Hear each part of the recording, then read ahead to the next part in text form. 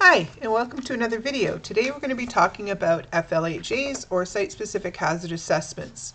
There are two kinds of FLHAs that we do here at Alberta Waste and Recycling. We do the crew one if there is more than 2 people on site, or we do the individual one if it's just yourself working.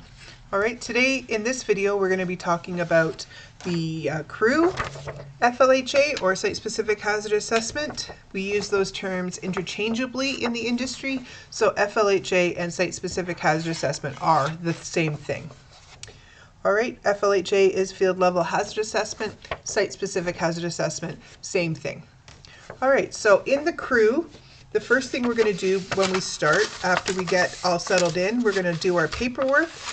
And the first thing we're going to do is we're going to do page 1. On all of these, you see the pages at the bottom. So what we're going to do on this one here is we're going to fill out the date, what site we're working on or the location we're working on, the company we work for, which is AWR, the prime contractor if it's available. So Rocky View County sites would be RVC, City of Airdrie sites would be COA. All right, the next part is about the weather.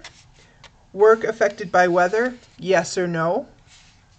Okay, the temperature at the start of the shift, because we monitor the shift, we monitor the weather as we go through the day. Okay, so forecast reviewed, absolutely, yes we do. You can circle one of these pictograms if you'd like. If it's sunny, partly sunny, overcast, rainy, foggy, all that other stuff. Okay. The next one is the work description. In this box, you're either going to put transfer site duties, recycle depot duties, chuck wagon duties, ag roundup duties, or I'm trying to think anything else that but I don't think though. So that's what we put. We put the type of work we'll be doing. Okay, so at a transfer site, which is North Calgary, Airdrie, Bragg Creek, Langdon, Irricana, transfer site duties. Springbank is recycle depot duties. Chuck wagons are obviously, you can either put mobile chuck wagon duties or just chuck wagon duties. And then in my case, I put office duties. Okay. On the bottom of page 1, it asks, are other contracted employers or self-employed persons at the work site? Yes or no? All right. On some of the transfer sites, we have other contractors come to the site. Have the hazards been communicated? We do a site orientation with all of our contractors. They have to follow a certain subcontractor guidelines that we set out as a company. So the answer is always yes. If there's new hazards on the site, then yes, you need to tell them. Okay. On the next page, page 2, it just goes through examples. Okay. You don't need to circle any of these. These are just examples. Okay. So on the next page, page 3 and page 4, because it's a chart, you're going to go through your daily tasks. Okay, so greet residents, process customers or residents, compactor use, cleaning up. Okay, those are just examples. Whatever you do in your daily tasks, these 4 tasks should stay the same because you do the same 4 tasks every day or every shift. Okay, the next in step 2, it asks what the hazards are. So here you're going to put down stuff like, so if this is greet residents, you're going to put down stuff like close contact.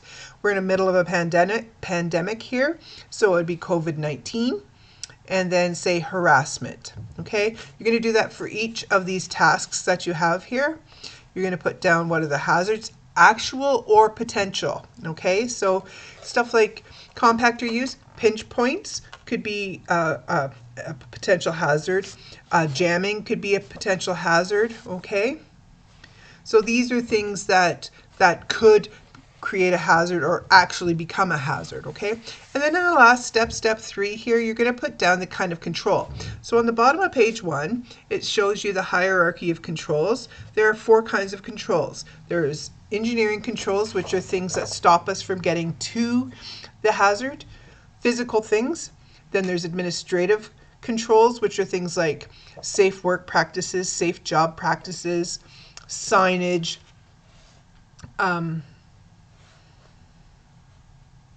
and things like that, okay? Or things like mandates or protocols. Then we have PPE, so personal protective equipment. The only thing with PPE is you have to be able to wear it properly in order to be protected, okay? So, and then the last one is a combination of all 4 or of all 3, and that way it's either engineering and PPE, or engineering, administrative, and PPE, or just administration and PPE. So remember when I wrote down here that COVID-19 was a hazard of greeting residents? On this side, I would put all 3: engineering, administration, and PPE. So an engineering control would be things like the plexiglass on the windows, if you have that on your site. Administrative is the protocols we have, the COVID-19 protocols we have.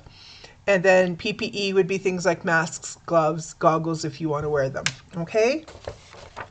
So at the bottom here in step 4, you're going to write down your name and the names of your coworkers, okay? So at Bragg Creek, say if I'm working and Ken's working and say Miro's working, then we would put down Ken, Miro, Michelle, okay? The company you work for, the pre-job, so that would be first thing when you're filling this out, everybody initials, and then you reassess twice a day. So once halfway through the morning, once halfway in the afternoon, and then at the end of the shift. All right. Your supervisor review, you're just going to print who your supervisor is. At the Rocky View transfer sites, and the recycle depots and chuck wagons, it's Michelle Petrosh. At North Calgary, it is Miro Castmiller. Okay. Then you just leave the signature blank. Okay.